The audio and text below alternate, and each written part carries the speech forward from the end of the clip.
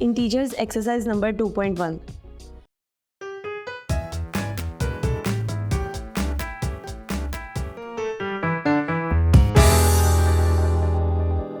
Assalamualaikum. I welcome you all on the platform of digital academic provided by Moonlight International Publishers. Hello my dear students, I'm your maths teacher. My name is Aisha.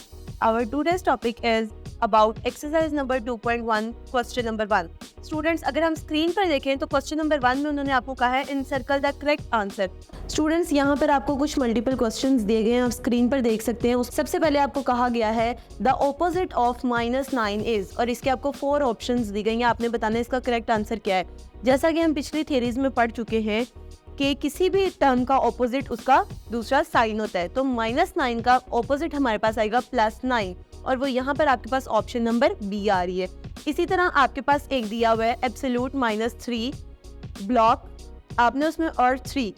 आप लोगों ने बताना है कि absolute -3 और 3 का आपस में क्या रिलेशन है, आपने उनको कंपेयर करना है. तो कंपेयर करके हमें पता चलेगा कि -3 का जब हम एब्सोल्यूट निकालते हैं तो वो +3 आता है, तो +3 इज इक्वल्स टू +3. इसी तरह आपने इसके बाकी पार्ट सॉल्व करने हैं.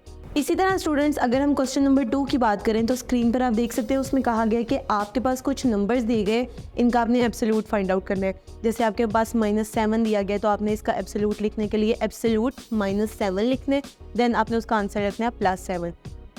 इसी तरह आपको एक क्वेश्चन दिया गया है एब्सोल्यूट -8, तो एब्सोल्यूट -8 को आप क्या करेंगे, एब्सोल्यूट -8 उसका आंसर आएगा +8.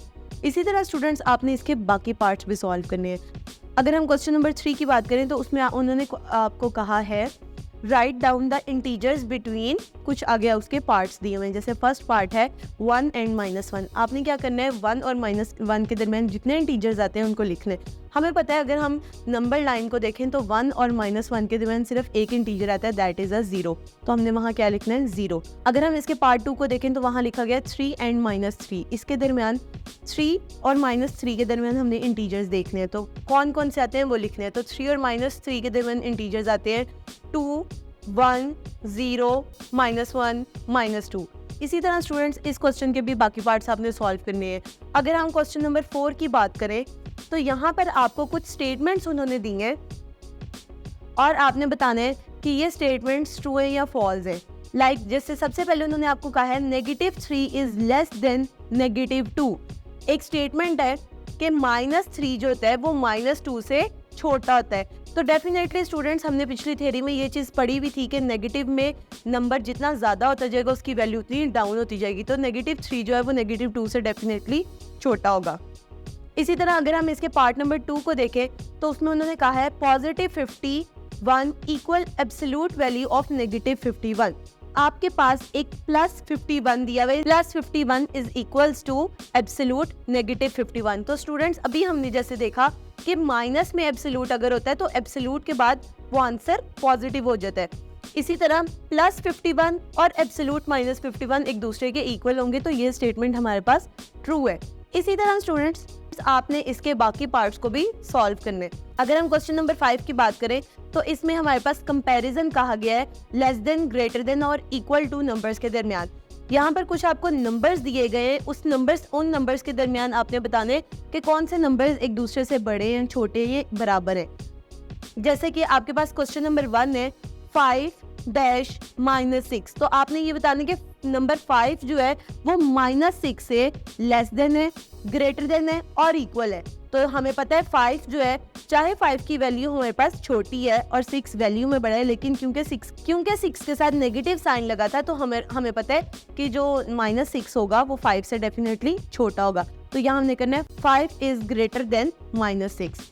Similarly, -3 dash -7, -3 greater than -7, 8 dash -17, 8 greater than -17. Students इसी तरह आपने इसके बाकी पार्ट्स में भी साइन पुट करने हैं और ये क्वेश्चन सॉल्व करने हैं.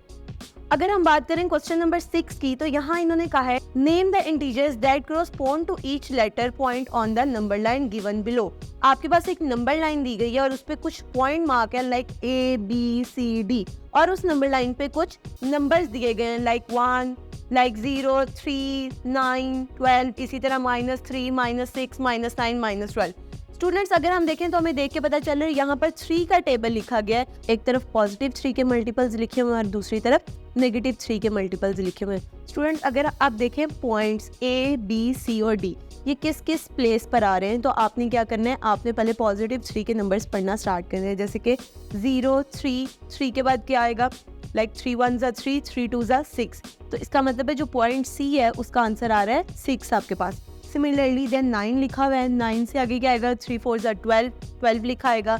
देन आपके पास 15 लिखा आएगा। तो पॉइंट D पर आपका क्या आंसर आ रहा है, 15 आ रहा है। इसी तरह अगर हम नेगेटिव नंबर्स की तरफ चलें तो आप देखें -3, -6, -9, -12 आगे पॉइंट B पर क्या आना चाहिए, 15 और -15। पॉइंट A पर कौन सा नंबर आ रहा है, -18। सो स्टूडेंट्स इस तरह आप इस क्वेश्चन के पार्ट्स को सॉल्व कर लेंगे। अगर हम देखें क्वेश्चन नंबर 7 को, तो उसमें उन्होंने कहा है locate each set of integers on a number line. या पिछली वीडियो में भी सीख चुके हैं कि आपने नंबर लाइन पर किस तरह पॉइंट्स को रिप्रेजेंट करना है। फॉर एग्जांपल आपके पास पहला पॉइंट है -6, -8 और 2। आपने क्या करना है, आपने एक नंबर लाइन ड्रॉ करनी है, उसके सेंटर को 0 कहना है और 8 लाइंस 0 से लेफ्ट साइड पे लगानी है और 8 लाइंस 0 से राइट साइड पे लगानी है और उसको नंबर्स देना स्टार्ट कर देने हैं। लाइक 0 से ऑनवर्ड अगर हम जाएंगे -1, -2, -3, -4, -5 और अगर हम 0 से आगे राइट साइड पे जाएंगे तो +1, +2, +3, +4, +5, +6, +7, +8। इसी तरह स्टूडेंट्स अब आपने क्या करना है, अब आपने उन पॉइंट्स को मार्क करना है, हाईलाइट करना है। आप किसी भी पेन से, किसी भी पॉइंटर से, किसी भी डिफरेंट कलर के पेन से उसको हाईलाइट कर सकते हैं। किन किन नंबर्स को हमने हाईलाइट करना है, -6 को, -8 को और +2 को। क्वेश्चन नंबर 8 और क्वेश्चन नंबर 9 जो इस एक्सरसाइज के वो हम पिछली वीडियो में कर चुके हैं। सो स्टूडेंट्स ये थी हमारी आज की वीडियो। मैं उम्मीद करती हूँ आपको ये आज का लेक्चर पसंद आया होगा। Stay tuned till next video. अल्लाह हाफिज़।